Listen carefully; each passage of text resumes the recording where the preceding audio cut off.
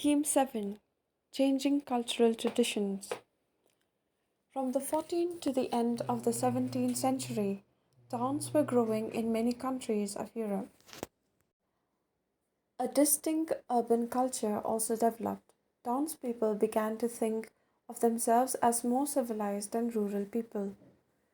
Towns, particularly Florence, Venice, and Rome, became centers of art and learning. Artists and writers were patronized by the rich and aristocratic. The invention of printing at the same time made books and prints available to many people, including those living in distant towns or countries. A sense of history also developed in Europe, and people contrasted their modern world with the ancient one of the Greeks and Romans. Religion came to be seen as something which each individual should choose for himself. The church earth centric belief was overturned by scientists who began to understand the solar system, and new geographical knowledge overturned the Europe centric view that the Mediterranean Sea was the center of the world. There is a vast amount of material on European history from the 14th century: documents, printed books, paintings, sculptures, buildings, textiles. Much of this has been carefully preserved in archives, art galleries, and museums in Europe and America. From the 19th century, historians use the term Renaissance, literally rebirth, to describe the cultural changes of this period. The historian who emphasized these most was a Swiss scholar, Jacob Burckhardt, 1818 to 97, of the University of Basel in Switzerland. He was a student of the German historian Leopold von Ranke, 1795 to 1886. Ranke had taught him that the primary concern of the historian was to write about states and politics using papers and files of governments, departments. Burckhardt was dissatisfied with these very limited goals that his master had set out for him. To him, politics was not the be all and end in history writing. History was as much concerned with culture as with politics. In 1860, he wrote a book called The Civilization of the Renaissance in Italy, in which he called his readers' attention to literature, architecture, and painting to tell the story of how a new humanist culture had flowered in Italian towns from the 14th to the 17th century. This culture, he wrote, was characterized by a new belief that man as an individual was capable of making his own decisions and developing his skills. He was modern in contrast to medieval man, whose thinking had been controlled by the church. The revival of Italian cities. After the fall of the Western Roman Empire, many of the towns that had been political and cultural centers in Italy fell into ruin. There was no unified government, and the Pope in Rome, who was sovereign in his own state, was not a strong political figure. While Western Europe was being reshaped by feudal bonds and unified under the Latin Church, and Eastern Europe under the Byzantine Empire and Islam was creating a common civilization for the West, Italy was weak and fragmented. However, it was these very developments that helped in the revival of Italian culture. With the expansion of trade between Byzantine Empire and the Islamic countries, the port on the Italian coast revived. From the 12th century, as the Mongols opened up trade with China via the Silk Route, and as trade with Western European countries also increased, Italian towns played a central role. They no longer saw themselves as part of a powerful empire, but as an independent city states. Two of these, Florence and Venice, were republics, and many others were court cities ruled by princes. One of the most vibrant cities was Venice, another was Genoa. They were different from other parts of Europe. The clergy were not politically dominant here, nor were there powerful feudal lords. Rich merchants and bankers actively participated in governing the city, and this helped the idea of citizenship to strike root. Even when these towns were ruled by military despots, the pride felt by the townspeople in being citizen did not weaken the city state. Cardinal Gasparo Cantarini writes about the democratic government of his city state in the Commonwealth and Government of Venice in 1534. To come to the institution of a Venetian commonwealth, the whole authority of the city is in that council, into which all gentlemen of the city, being once past of the age 25, are admitted. Now first I am to yield you a reckoning how and with what wisdom it was ordained by us ancestors that the common people should not be admitted into the company of citizens in whose authority lies the whole power of the commonwealth, because many troubles and popular tumults arise in those cities whose government is swayed by the common people. Many were of the contrary opinion, dreaming that it would do well if this manner of governing the commonwealth should rather be defined by ability and abundance of riches. Contrary, contrariwise, the honest citizens and those who are liberally brought up oftentimes fall to poverty. Therefore, our wise and prudent ancestors ordered that this definition of the public rule should go rather to the nobility of lineage than by the estimation of wealth.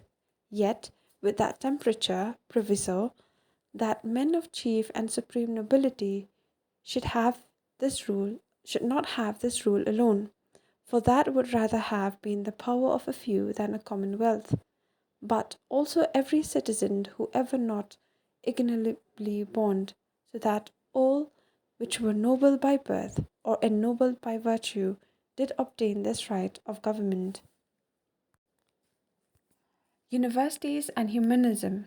The earliest universities in Europe had been set up in Italian towns. The universities of Padua and Bologna had been centers of legal studies from the 11th century. Commerce being the chief activity in that city, there was an increasing demand for lawyers and notaries, a combination of solicitor and record keeper, to write and interpret rules and written agreements without which trade on a large scale was not possible. Law was therefore a popular subject of study, but there was now a shift in emphasis. It was studied in the context of earlier Roman culture. Francesco Petrarch, 1304 to 78, represented this change. To Petrarch, antiquity was a distinctive civilization which could be best understood through the actual works of the ancient Greeks and Romans. He therefore stressed the importance to a close reading of ancient authors. This educational program implied that there was much to be learned which religious teaching alone could not give. This was the culture which historians in the 19th century were to label humanism. By the early 15th century, the term humanist was used for masters who taught grammar, rhetoric, poetry, history, and moral philosophy. The Latin word humanitas, from which humanities was derived, had been used many centuries ago by Roman lawyer and essayist Cicero, a contemporary of Julius Caesar, to mean culture. These subjects were not drawn from or connected with religion and emphasize skills developed by individuals through discussions and debate. These revolutionary ideas attracted attention in many other universities, particularly in the newly established university in Petrarch's own hometown of Florence. Till the end of the 13th century, this city had not made a mark as a center of trade or of learning. But things changed dramatically in the 15th century. A city is known by its great citizens as much by its wealth, and Florence had come to be known because of Dante Alighieri, 1265 to 1321, a layman who wrote on religious themes, and Giotto, 1267 to 1337, an artist who painted lifelike portraits, very different from the stiff figures done by earlier artists. From then, it developed as the most exciting intellectual city in Italy and as a center of artistic creativity. The term Renaissance man is often used to describe a person with many interests and skills because many of the individuals who became well known at this time were people of many parts. They were scholar, diplomat, theologian, artist combined in one. Giovanni Pico della Mirandola, a humanist of Florence, wrote on the importance of debate in On Dignity of Man in 1486. For Plato and Aristotle, it was certain that, for the attainment of the knowledge of truth, they were always busy seeking for themselves. Nothing is better than to attend as often as possible the exercise of debate. For just as bodily energy is strengthened by gymnastic exercise, so beyond doubt in this wrestling place of letters, as it were, energy of mind becomes far stronger and more vigorous. The humanist view of history, humanists thought that they were restoring true civilization after centuries of darkness, for they believed that a dark age had set in after the collapse of the Roman Empire. Following them, later scholars unquestioningly assumed that a new age had begun in Europe from the 14th century. The term Middle Ages, medieval period, was used for the millennium, the 1,000 years after the fall of Rome. In the Middle Ages, they argued the Church had had such complete control over men's mind that all the learning of the Greeks and Romans had been blotted out. The humanists used the word modern for the period from the 15th century. Recently, historians have questioned this division, which, with more research being done and more being found out about Europe in this period, scholars are increasingly reluctant to make a sharp divisions between centuries in terms of being culturally vibrant or otherwise. It seems unfair to label any period as the Dark Ages. Science and philosophy, the Arabs' contribution. Much of the writings of the Greeks and Romans had been familiar to monks and clergymen through the Middle Ages, but they had not made these widely known. In the 14th century, many scholars began to read translated works of Greek writers like Plato and Aristotle. For this, they were indebted not to their own scholars, but to Arab translators who had carefully preserved and translated ancient manuscripts. Plato was Aflatun and Aristotle Aristu in Arabic. While some European scholars read Greek in Arabic translation, the Greeks translated works of Arabic and Persian scholars for further transmission to other Europeans. These were works on natural science, mathematics, astronomy, medicine, and chemistry. Ptolemy's Almagest, a work on astronomy written in Greek before 140 CE and later translated into Arabic, carries the Arabic definite article al, which brings out the Arabic connection. Among the Muslim writers who were regarded as men of wisdom in the Italian world were Ibn Sina, Avicenna in Latin 980 to 1037, in Arab physician and philosopher of Bukhara in Central Asia, and Al-Razi, author of a medieval encyclopedia. An Arab philosopher of Spain tried to resolve the tension between philosophical knowledge, philosophy, and religious beliefs. His method was adopted by Christian thinkers. Humanists reached out to people in a variety of ways. Though curricula in our universities continued to be dominated by law, medicine, and theology, humanist subjects slowly began to be introduced in schools not just in Italy but in other European countries as well. Artists and realism. Formal education was not the only way through which humanists shaped the minds of their age. Art, architecture, and books were wonderfully effective in transmitting humanist ideas. Art is embedded in nature. He who can exact it has it. Moreover, you may demonstrate much of your work by geometry. The more closely your work abides by life in its form, so much the better will it appear. No man shall ever be able to make a beautiful figure out of his own imagination unless he has a well stored in his mind by much copying from life. Albert Dürer, 1471 to 1528. This sketch by Dürer, Praying Hands, gives us a sense of Italian culture in the 16th century, when people were deeply religious but also had a sense of confidence in man's ability to achieve near perfection and to unravel the mysteries of the world and the universe. Artists were inspired by studying works of the past. The material remains of Roman culture were brought with as much excitement as ancient texts. 1,000 years after the fall of Rome, fragments of arts were discovered in the ruins of ancient Rome and other deserted cities. The admiration for the figures of perfectly proportioned men and women, sculpted so many centuries ago, made Italian sculptors want to continue the tradition. In 1416, Donatello, 1386 to 1466, broke new ground with his lifelike statues. Artists' concern to be accurate was helped by the work of scientists. To study bone structures, artists went to laboratories of medical schools. Andreas Berzelius, 1514 to 64, a Belgian and a professor of medicine at the University of Padua, was the first to dissect the human body. This was the beginning of modern physiology. Painters did not have older works to use as a model, but they liked sculptures painted as realistically as possible.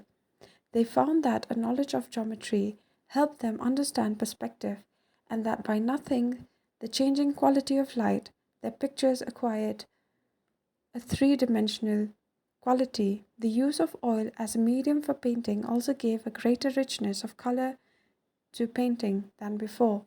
In the colors and design of costumes in many paintings, there is evidence of the influence of Chinese and Persian art made available to them by the Mongols. Thus, anatomy, geometry, physics, as well as a strong sense of what was beautiful, gave a new quality to Italian art, which was to be called realism, and which was continued till the 19th century. The self portrait is by Leonardo da Vinci, 1452 to 1519, who had an amazing range of interests from botany and anatomy to mathematics and art. He painted the Mona Lisa and the Last Supper. One of his dreams was to be able to fly. He spent years of observing birds in flight and he designed a flying machine. He signed his name Leonardo da Vinci, disciple of experiment. Architecture. The city of Rome revived in a spectacular way in the 15th century. From 1417, the popes were politically stronger because the weakness caused by the election of two rival popes since 1378 had ended. They actively encouraged the study of Rome's history. The ruins in Rome were carefully excavated by archaeologists. Archaeology was a new skill. This inspired a new style in architecture, which was actually a revival of the imperial Roman style, now called classical. Popes, wealthy merchants, and aristocrats employed architects who were familiar with classical architecture. Artists and sculptors were also to decorate buildings with paintings, sculptures, and reliefs. Some individuals were skilled equally as painters, sculptors, and architects. The most impressive example is Michelangelo Buonarroti, 1475 to 1564. Immortalized by the ceiling he painted for the Pope in Sistine Chapel, the sculpture called the Pietà, and his design of the dome of St. Peter's Church, all in Rome. Filippo Brunelleschi, 1337 to 1446, the architect who designed the spectacular Duomo of Florence, had started his career as a sculptor. Another remarkable change was that from this time artists were known individually by name, not as members of a group or a guild as earlier. The first printed books. If people in other countries wanted to see paintings, sculptures, or buildings of great artists, they had to travel to Italy. But in the case of the written word, what was written in Italy traveled to other countries. This was because of the greatest revolution of the 16th century, the mastery of technology of printing. For this, Europeans were indebted to other peoples, the Chinese for printing technology, and to Mongol rulers because European traders and diplomats had become familiar with it during visits to their courts. This was also the case with three other important innovations: firearms, the compass, and the abacus. Earlier, text existed in a few handwritten copies.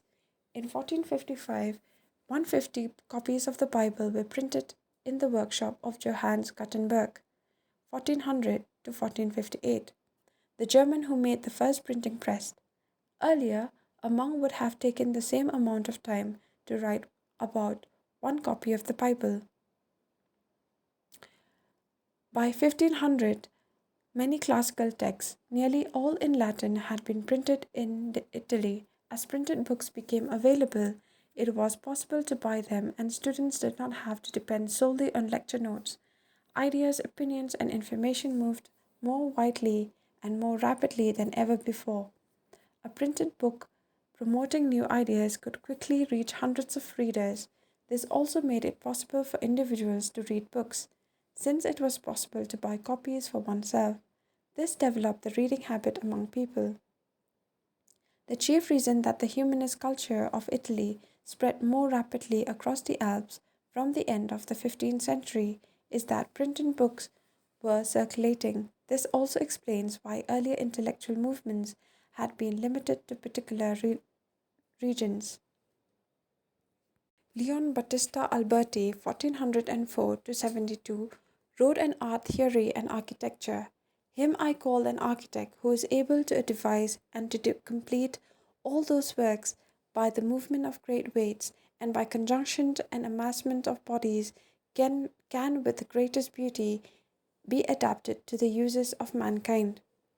A new concept of human beings. One of the features of humanist culture was a slackening of the control of religion over human life. Italians were strongly attracted to material wealth, power, and glory, but they were not necessarily religious. Francesco Barbaro, 1390 to 1454, a humanist from Venice, wrote a pamphlet defending acquisition of wealth as a virtue.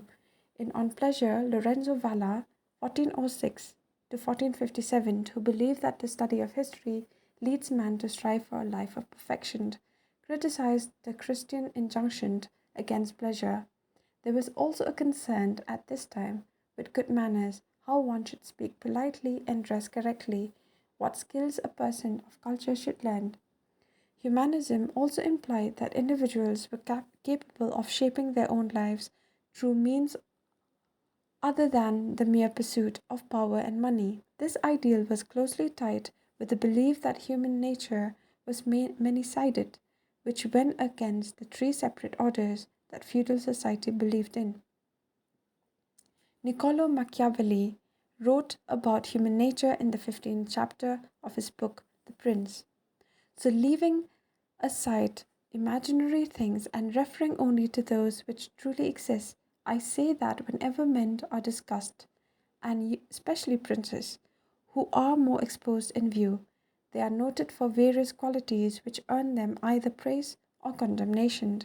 Some, for example, are held to be generous and others miserly. Some are held to be benefactors, others are called grasping. Some cruel, some compassionate, one man faithless, another faithful, one man effeminate and cowardly, another fierce and courageous, one man courteous, another proud, one man lascivious, another pure, one guileless, another crafty, one stubborn, another flexible, one grave, another frivolous, one religious, another skeptical, and so forth. Machiavelli believed that all men are bad and ever ready to display their vicious nature, partly because of the fact that human desires are insatiable. The most powerful motive Machiavelli saw as the incentive of every human action is self-interest. The aspirations of women. The new ideal of individuality and citizenship excluded women. Men from aristocratic families dominated public life and were the decision makers in their families.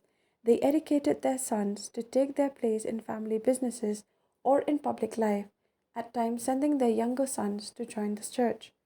Although their dowries were invested in the family businesses, women generally had no say in how their husbands should run their business. Often, marriages were intended to strengthen business alliances. If an adequate dowry could not be arranged, daughters were sent to convents to live the life of a nun. Obviously, the public role of women was limited and they were looked upon as keepers of households. The position of women in the families of merchants, however, was somewhat different. Shopkeepers were very often assisted by their wives in running the shop. In families of merchants and bankers, wives looked after the businesses when the male members were away on work. The early death of a merchant compelled his widow to perform a larger public role than was the case of aristocratic families. A few women were intellectually very creative and sensitive about the importance of a humanist education, even though the study of letter promises and offers no reward for women and no dignity, wrote the Venetian Cassandra Fidel, 1465 to 1558. Every woman ought to seek and embrace these studies. She was one of a handful of women who questioned the idea that women were incapable of achieving the qualities of a humanist scholar. Fidel was known for her proficiency in Greek and Latin and was invited to give orations at the University of Padua. Fidel's writing bring into focus the general regard of education in that age. She was one of the many Venetian women writers who criticized the Republic for creating a highly limited definition of freedom that favored the desires of men over those of women. Another remarkable woman was the Marchesa of Mantua, Isabel d'Este, 1474 to 1539. She ruled the state while her husband was absent, and the court of Mantua, a small state, was famed for its intellectual brilliance. Women's writing revealed the conviction that they should have economic power, property, and education to achieve an identity in a world dominated by men. Balthasar Castiglione, author and diplomat, wrote in his book The Courtier, I hold that a woman should in no way resemble a man as regards her ways, manners, words, gestures, and bearing. Thus, just as it is very fitting that a man should display a certain robust and sturdy manliness, so it is well for a woman to have certain soft and delicate tenderness with an air of feminine sweetness in her every movement, which in her going and staying and whatsoever she does always makes her appear a woman without any resemblance to a man. If this precept be added to the rules that these gentlemen have taught the courtier, then I think that she ought to be able to make use of many of them and adorn herself with the finest accomplishments. For I consider that many virtues of the mind are as necessary to a woman as to a man, as it is to be of good family, to shun affectation, to be naturally graceful, to be well mannered, clever, and prudent, to be neither proud, envious, or evil tongued, nor vain, to perform well and gracefully the sports suitable for women. Debates within Christianity. Trade and travel, military conquest, and diplomatic contacts linked Italian towns and courts with the world beyond. The new culture was admired and imitated by the educated and the wealthy. Very few of the new ideas filtered down to the ordinary man who, after all, could not read or write. In the 15th and early 16th centuries, many scholars in the universities in North Europe were attracted to humanist ideas. Like their Italian colleagues, they too focused on classical Greek and Roman texts, along with the holy books of the Christians. But unlike Italy, texts along with the holy books of the Christians, but unlike Italy, where professional scholars dominated the humanist movement, in North Europe, humanism attracted many members of the church. They called on Christians to practice religion in the way laid down in the ancient texts of the religion, discarding unnecessary rituals which they condemned as later additions to a simple religion. Theirs was a radically new view of human beings as free and rational agents. Later, philosophers were to return to this over and over again, inspired by the belief in a distant God who created man but allowed him a complete freedom to live his life freely, who created man freely in pursuit of happiness here and now. Christian humanists like Thomas More, 1478 to 1535 in England, and Erasmus 1466 to 1536 in Holland felt that the church had become an institution marked by greed, extorting money at will from ordinary people. One of the favorite methods of the clergy was to sell indulgences, documents which apparently freed the buyer from the burden of the sins he had committed. Christians came to realize from printed translations of the Bible in local languages that their religion did not permit such practices. In almost every part of Europe, peasants began to rebel against the taxes imposed by the church. While the common folk resented the extortions of churchmen, princes found their interference in the work of the state irritating. They were pleased when the humanists pointed out that the clergy's claim to judicial and fiscal powers originated from a document called the Donation of Constantine, supposed to have been issued by Constantine, the first Christian Roman emperor. Humanist scholars were able to point out that this was not genuine and had been forged later. In 1517, a young German monk called Martin Luther, 1483 to 1546, launched a campaign against the Catholic Church and argued that a person did not need priests to establish contact with God. He asked his followers to have complete faith in God, for faith alone could guide them to the right life and entry into heaven. This movement, called the Protestant Reformation, led to the churches in Germany and Switzerland breaking their connection with the Pope and the Catholic Church. In Switzerland, Luther's ideas were popularized by Ulrich Zwingli and later by John Calvin, 1509 to 64. Backed by merchants, the reformers had greater popular appeal in towns, while in rural areas the Catholic Church managed to retain its influence. Other German reformers, like the Anabaptists, were even more radical. They blended the idea of salvation with the end of all forms of social oppression. They said that since God had created all people as equal, they were not expected to pay taxes and had the right to choose their priests. This appealed to peasants oppressed by feudalism. Luther did not support radicalism. He called upon German rulers to suppress the peasant rebellions, which they did in 1525.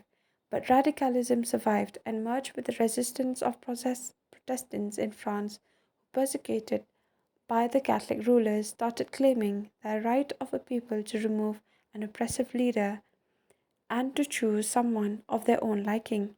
Eventually, in France, as in many parts of the Europe, the Catholic Church allowed Protestants to worship as they choose. In England, the rulers ended the connection with the Pope. The king or queen was from then onwards the head of the church. The Catholic Church itself did not escape the impact of these ideas and began to reform itself from within. In Spain and in Italy, churchmen emphasized the need for a simple life and service to the poor. In Spain, Ignatius Loyola, in an attempt to combat Protestantism, set up the Society of Jesus in 1540. His followers were called Jesuits, whose mission was to serve the poor and to widen their knowledge of their other cultures.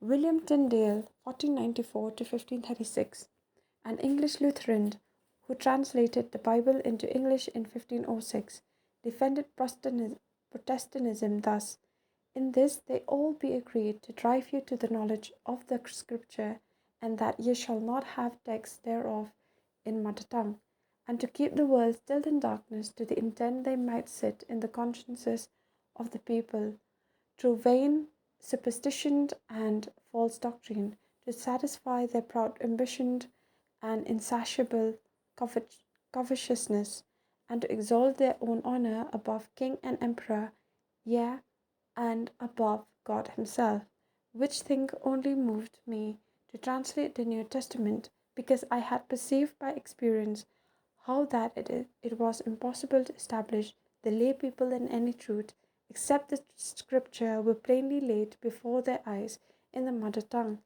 that they might see the process, order, and meaning of the text." The Copernican Revolution, the Christian notion of man as a sinner, was questioned from an entirely different angle by scientists. The turning point in European science came with the work of Copernicus, a contemporary of Martin Luther.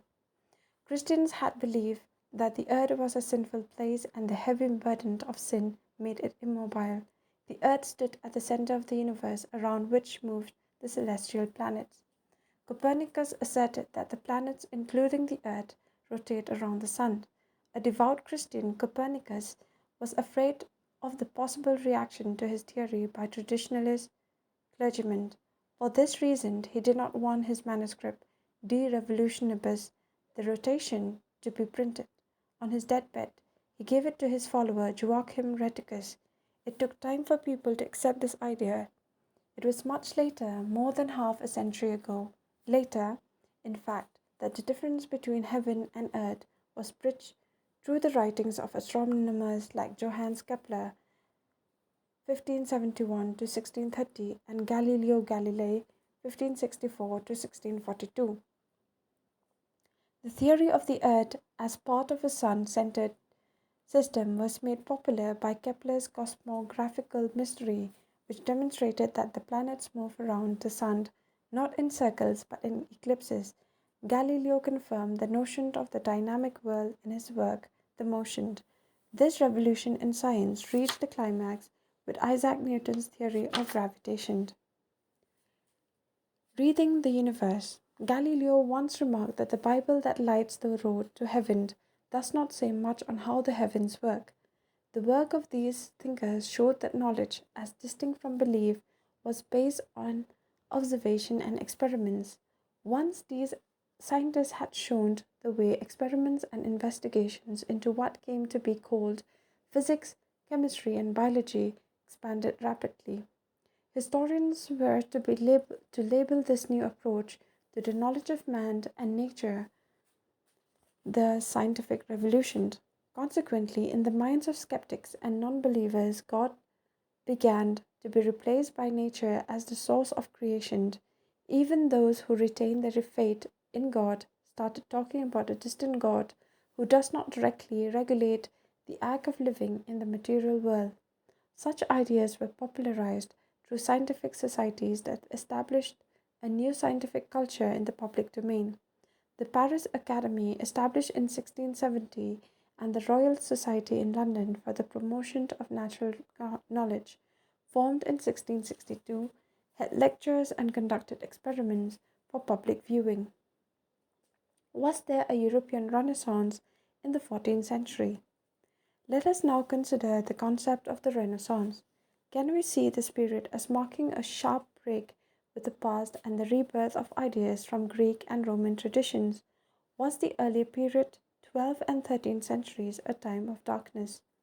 Recent writers like Peter Burke of England have suggested that Burckhardt was exaggerating the sharp differences between this period and the one preceded it by using the term Renaissance, which implies that the Greek and Roman civilizations were reborn at this time, and that scholars and artists of this period substituted the pre Christian worldview of the Christian one. Both arguments were exaggerated. Scholars in earlier centuries had been familiar with Greek and Roman cultures, and religion continued to be a very important part of people's lives. To contrast the Renaissance as a period of dynamism and artistic creativity, and the Middle Ages as a period of gloom and lack development is an oversimplification. Many elements associated with the Renaissance in Italy can be traced back to the 12th and the 13th centuries. It has been suggested by some historians that the 9th century in France there had been similar literary and artistic blossoming. The cultural changes in Europe at this time were not shaped only by the classical civilizations of Rome and Greece. The archaeological and literary recovery of Roman culture did create a great admiration of that civilization, but technologies and skills in Asia had moved far ahead of what the Greeks and Romans had known. Much more of the world had become connected, and the new techniques of navigation enabled people to sail much further than had been possible earlier. The expansion of Islam and the Mongol conquest had linked Asia and North Africa with Europe, not politically but in terms of trade and learning skills. The Europeans learned not just from the Greeks and Romans, but from India, from Arabia, from Iran, from Central Asia, and China. These depths were not acknowledged for a long time because when the history of this period started to be written, historians saw it from a Europe centered viewpoint. An important change that did happen in this period was that gradually the private and the public spheres of life began to become separate. The public sphere meant the area of government and of formal religion. The private sphere included the family and personal religion. The individual had a private as well as the family private as well as a public role. He was not simply a member of one of the three orders, he was also a person in his own right. An artist was not just a member of a guild, he was known for himself. In the 18th century, this sense of the individual would be expressed in the political term, in the belief that all individuals had equal political rights. Another development was that the different regions of Europe started to have their separate sense of identity based on language. Europe, earlier united partly by the Roman Empire and later by Latin and Christianity, was now dissolving into states, each united by a common language.